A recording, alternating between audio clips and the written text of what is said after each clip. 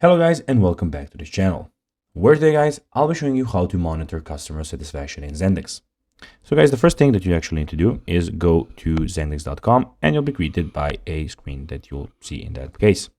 Then you just need to go and log into your profile. If guys you do not have one, you can always go and register to Zendesk.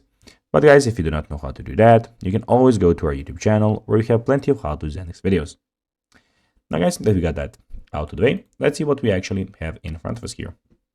As you can see here, you have the Zendesk main page where you can get started, click your account, the ticketing system, agent productivity, messaging and live chat, and the help center, etc, etc. Also, we have the dashboard here on the right, and on the left side, we also have your everything about your tickets. So here you can go and see your unsolved tickets, the pending tickets, recently solved tickets, and if you want to edit a ticket by itself, you can click on it here, and you can edit it, merge it, mark it as spam, or delete the ticket. Also, here we have everything about your customers. So we have their names, emails, and everything, all of those things, which you can of course go again and change up. And we have add customer, we're in the top right corner, which all you can also do. In the top right corner, we have view profile, get help, the support help center, keyboard shortcuts, give feedback about privacy policy settings and those things.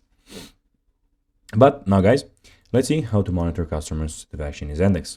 Well, in the admin center, click people in the sidebar, then click select configuration and end users.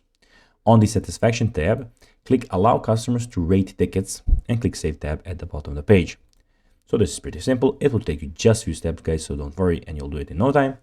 Now guys, that is everything for this video. I hope that you found it informative. If you did, don't forget to like this video, share it, subscribe to the channel, put the notifications on, and I'll be seeing you in the next video.